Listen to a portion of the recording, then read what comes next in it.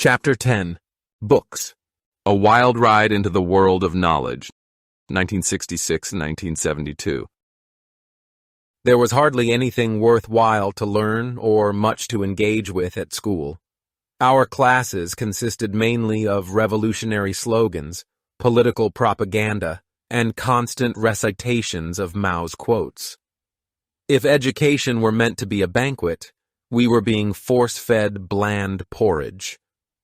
Consequently, I sought my own refuge after school. Just around the corner from my home, hidden away on Jinling East Road, was a small children's library. It wasn't impressive or particularly stocked, but it felt like a sanctuary to me. In first and second grade, I spent countless afternoons immersed in picture books, meticulously tracing their illustrations. Unbeknownst to me, I had begun teaching myself how to draw, sketching characters from the storybooks I enjoyed. Yet, it wasn't just images that captivated me. It was the words, the stories, and the worlds that lay beyond my own. That was where my true curiosity ignited. Across our house lived two brothers. The older brother was much older, while the younger one, Lou, was 2 grades ahead of me. Initially, I felt intimidated by the older boys, but my perception had changed by the time I reached 3rd grade. One day, while leaving my home, I ran into Lou as he stepped out of his. We exchanged glances and went our separate ways.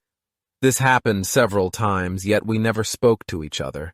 Then, one day, he smiled at me. I was taken aback. An older boy smiling at me? That was a first. From that moment on, everything changed. Lou began inviting me over to his place. Initially, I felt nervous, but I also felt a sense of pride. He had chosen me. Soon, I began visiting him regularly. One afternoon, while I was in his room, Lou picked up a hefty book from his table. He lifted it and nonchalantly inquired, "Do you like reading?" My heart jumped. He had asked the right question. "Yes, I do," I said, sounding as mature as possible. He nodded approvingly, then lowered his voice. "You can take this home to read, but don't tell anyone I lent it to you." That was the moment I was initiated into the world of forbidden books. I brought the book home with a slight tremor in my hands. Red Crag is a groundbreaking novel about communist underground fighters in Chongqing who fought against the Kuomintang following the Sino-Japanese War. The book was worn and lacked a cover. Some pages were torn, while others were barely intact. Yet as soon as I opened it, I was transported to another world. I hadn't realized I possessed enough vocabulary to read a novel, but the story captivated me. I wasn't merely reading, I was immersed in the book itself. It was thrilling. As I became absorbed in the book, my father entered the room. I hardly registered his presence until he took the book from me. "What are you reading?" His voice was sharp, suspicious. My heart pounded. He flipped through the pages, his face darkening. Then he exploded. "Who gave you this book?" "A classmate," I mumbled, my hands sweaty. He glared at me, then at the book, as if deciding whether to burn it on the spot. "This is poison," he finally said. "Who told you to read this poisonous stuff? This is a banned book. If you want to read Mao's selected works." He slammed Red Crag onto the table. I nodded obediently, but inside my mind rebelled. Mao's selected works? The last time my father gave me a copy, I was only 8 too young to grasp most of it. I spent hours feigning interest, flipping through pages while gazing blankly at the ceaseless, dull text. Yet this book, this so-called poisonous novel, ignited a spark in me. I realized one thing clearly. I was determined to keep reading. From that moment forward, I read in secret when my parents were away, under the covers at night, and in the bathroom, clutching the book to my chest and straining to hear footsteps outside the door. I was hooked. Lou began passing me one book after another. Soon, I was eagerly consuming every title I could discover, novels of the poisonous weeds, forbidden historical accounts, and anything considered taboo. Our home had a small bookshelf covered with cloth placed on the loft my father built. This shelf held an assortment of unusual books, including some political writings, but among them was something enchanting, a beautifully illustrated album of Western art, and a weathered old book of an ancient Chinese novel, Romance of the Three Kingdoms. I didn't know when I first noticed it. Maybe it had always been there, waiting for me. At some point, curiosity got the better of me. I reached for the book, flipped through its pages, and something stirred inside me. Though I wouldn't fully dive into the Three Kingdoms until 6th grade, knowing it was there planted a seed. We had poisonous weed at home as well. I didn't know it yet, but books had changed me forever. They inspired me to dream, transported me to a different world and a new life, encouraged my thinking, and nurtured my thoughts. It was an exhilarating journey into the realm of knowledge, with no way to retreat. The book was a portal, and I was crossing into a different time and place. Soon I would learn the cost of my curiosity. Lou and I became closer, and through him, I met older boys I never thought I would befriend.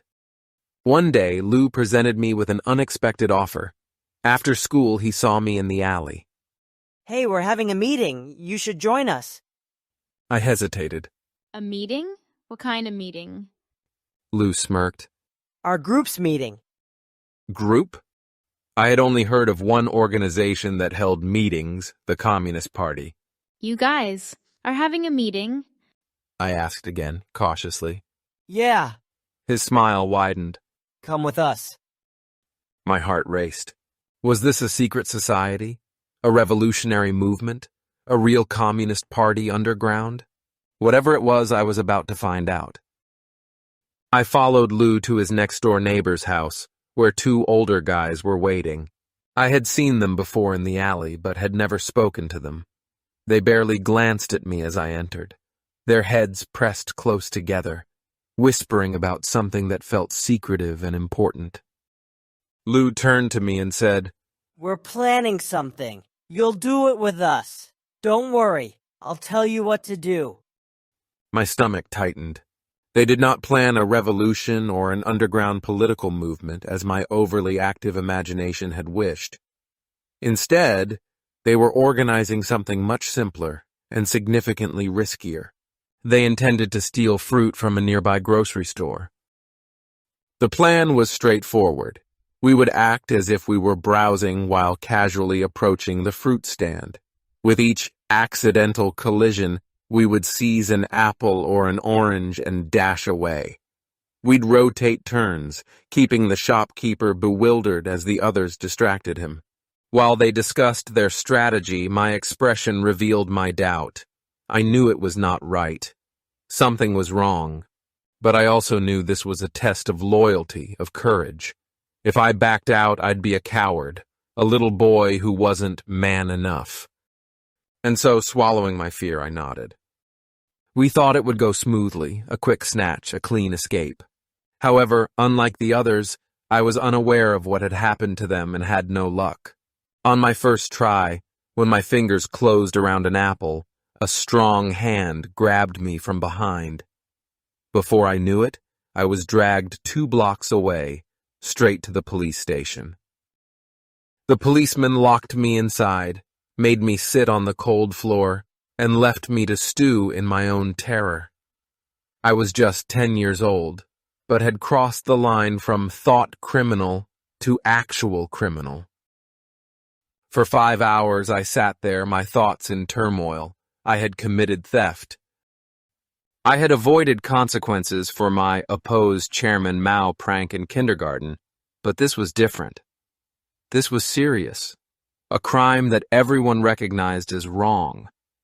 This time, there was no way out. That evening, my father arrived at the police station. He exchanged a few words with the officers, signed some papers, grabbed me by the arm, and led me home. He didn't say a single word, not as we walked down the dark streets or climbed the stairs to our home, but his silence was worse than shouting. It was thick with anger, with shame. The moment we stepped inside, he let it all out. He beat me hard. I clenched my teeth and took it. I didn't cry, because I knew I deserved it. Now I was a thief. This reality tormented me more than the physical pain. But the deepest hurt came from thoughts of my mother. I had let her down. I had aspired to be a good child reading books, learning, but somehow, here I was, confined in a police station like a regular criminal. That evening, I resolved to change my path. I decided to sever all connections with Lou and his friends. Lou observed my withdrawal and ridiculed me for declining his invitations. Afraid, are you? Not tough enough? He taunted.